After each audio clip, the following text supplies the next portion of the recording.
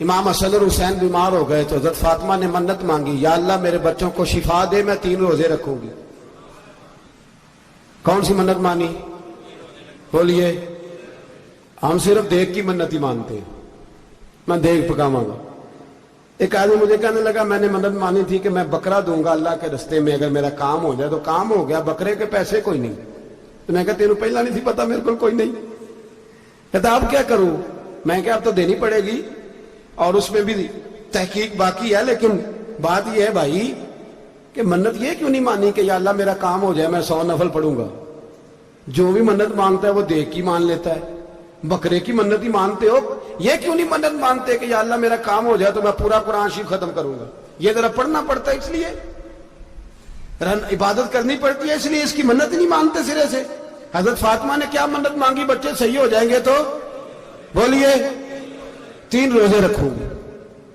اللہ تبارک و تعالیٰ نے بچوں کو شفا عطا فرما دی، اور میں سمجھتا ہوں یہ کربلا کی ٹریننگ تھی۔ روزے رکھے بچوں نے۔ کس نے روزے رکھے؟ بچوں نے۔ کس نے؟ 7-8 سال کی عمریں بچوں کی۔ حضرت علی فرماتے ہیں جب میں نے دیکھا نا میرے بچے بھی روزے سے ہیں تو میں کہیں سے تھوڑے سے جوں لایا۔ یہ شہزادے ہیں کائنات کے سب سے بڑے۔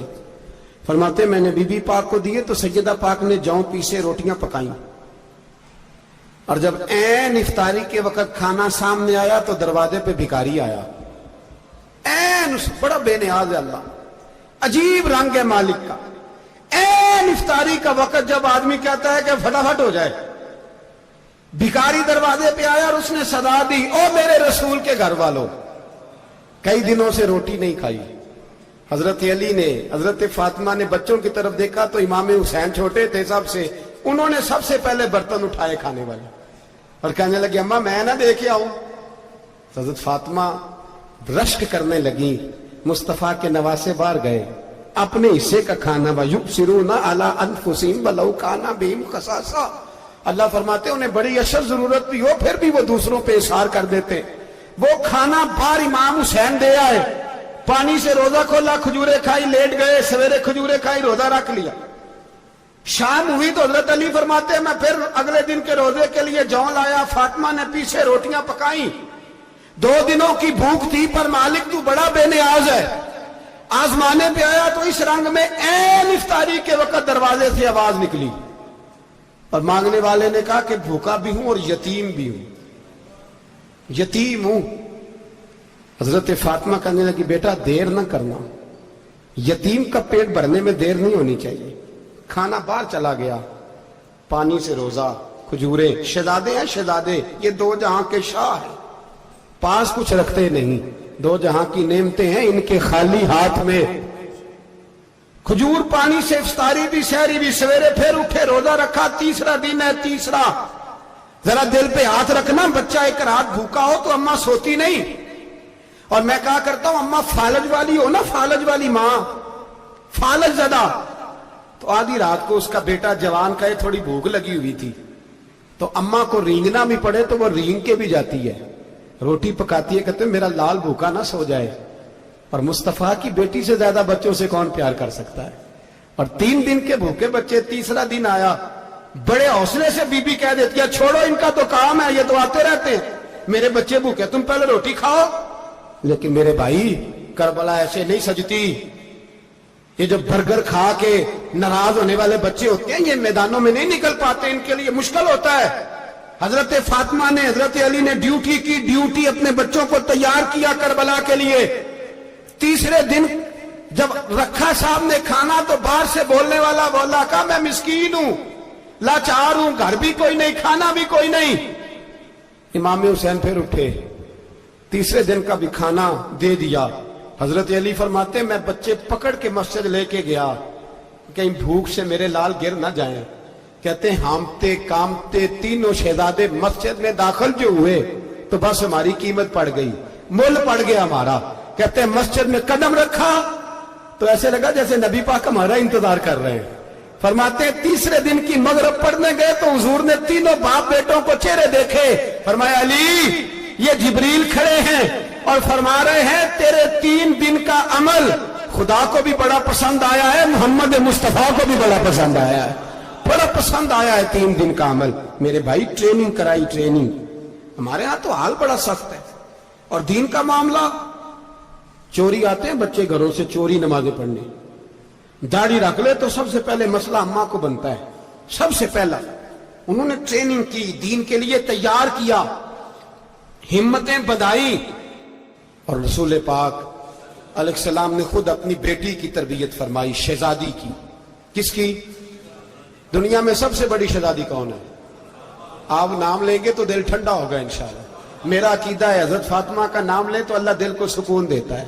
سب سے بڑی شہزادی سیدہ, بولیے سیدہ فاطمہ الزہرا رضی اللہ تعالی عنہا. حضرت علی فرماتے ہیں حضور بڑا پیار کرتے تھے حضرت فاطمہ سے. جب سفر پہ جاتے تو سب سے آخر میں حضرت فاطمہ سے ملتے, واپس آتے تو سب سے پہلے حضرت فاطمہ سے ملتے. فرماتے ایک جہاد کے لیے حضور چلے گئے اور مجھے نائب بنا کے چھوڑ گئے. میرے پاس مال غنیمت کے تھوڑے سے پیسے تھے, تھوڑی سی رقم تھی, تو میں نے سوچا کہ میں نے فاطمہ کو کبھی تحفہ نہیں دیا تو ایک زنجیر نہ سونے کی خرید کے دوں. کہتے ہیں کہ چین سونے کی زنجیر خرید کے میں نے حضرت فاطمہ کو تحفہ دی تو سیدہ نے پہن لی. کچھ دنوں کے بعد خبر آئی کہ حضور کل پہنچ رہے ہیں واپس. کہتے میں نے فاطمہ کو بتایا تو مجھے پتا تھا فاطمہ کیا کرے گی. سیدہ نے سارا گھر صاف کیا, ساری تیاریاں کی, کھانے چنے, جو اس وقت ماحول تھا ہر لحاظ سے حضور کی آمد کا انتظار کیا. اور سویرے سے ہی حضرت فاطمہ بیٹھ گئی. سویرے سے حضور کئی دنوں کے بعد آ رہے, کمال ہو گئی. فرماتے ہیں جب محبوب تشریف لائے نا, پہلا قدم نبی پاک نے حضرت فاطمہ کے گھر کے اندر رکھا, السلام علیکم کہا, اور شیر خدا فرماتے جناب فاطمہ کو دیکھا اور نبی پاک واپس پلٹ گئے. کہتے میں نہیں تھا گھر میں واپس آیا, بی بی صاحبہ نے بتایا اور میں نے دیکھا کہ فاطمہ اس طرح روتی ہے کہ میں نے ایسا روتے کبھی دیکھا ہی نہیں. فاطمہ ہوا کیا؟ کا پتہ کرو. حضور چلے گئے, پر بغیر ملے ہی چلے گئے.